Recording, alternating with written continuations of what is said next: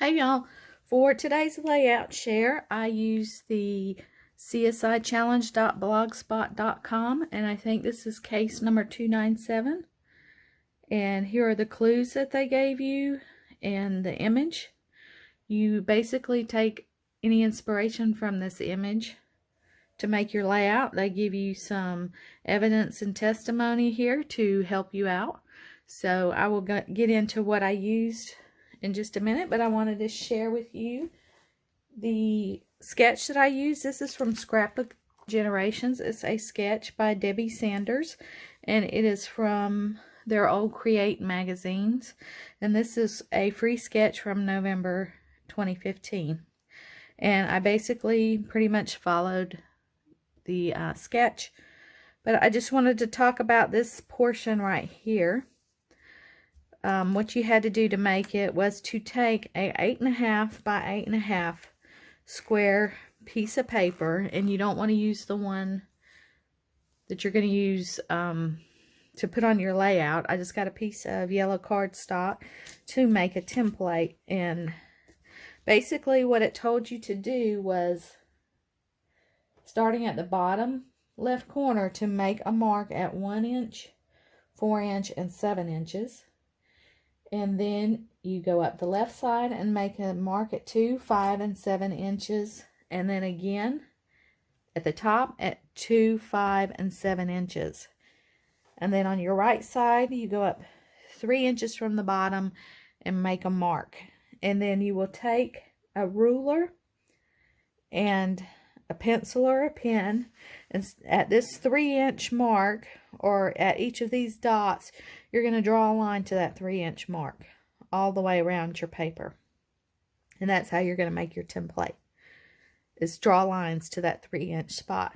Now, as you can see, this gets a little bit messy right here.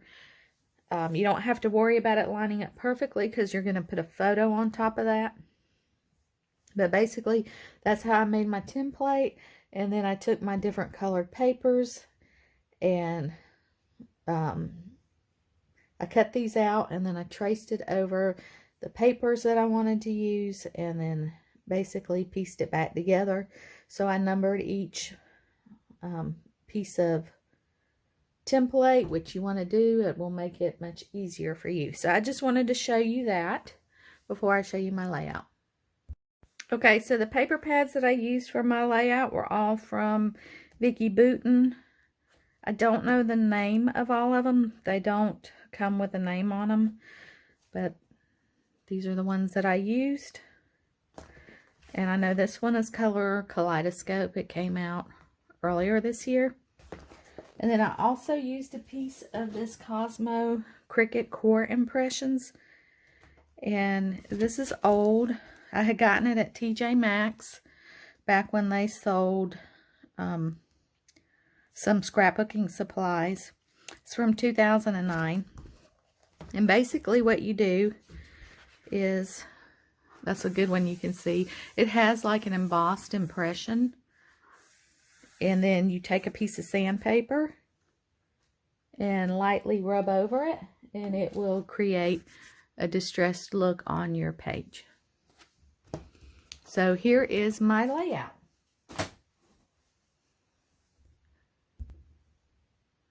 I was really pleased how it turned out. And from the inspiration from the CSI challenge.blogspot.com, you can see I used the color palette. And also from the little evidence column, I used mushrooms, leaves, metal dies, and made a banner.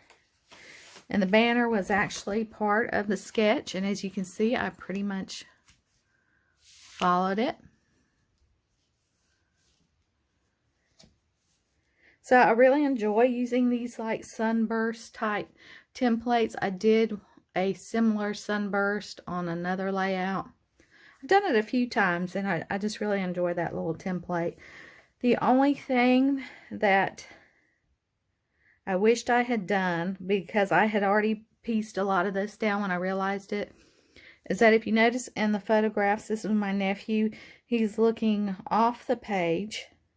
And if I had realized it, I would have set it up so it would have kind of been reverse, where he is over on this side looking this way instead of actually looking off the page. So that's the only thing that I really wish that I would have caught sooner, but it's okay.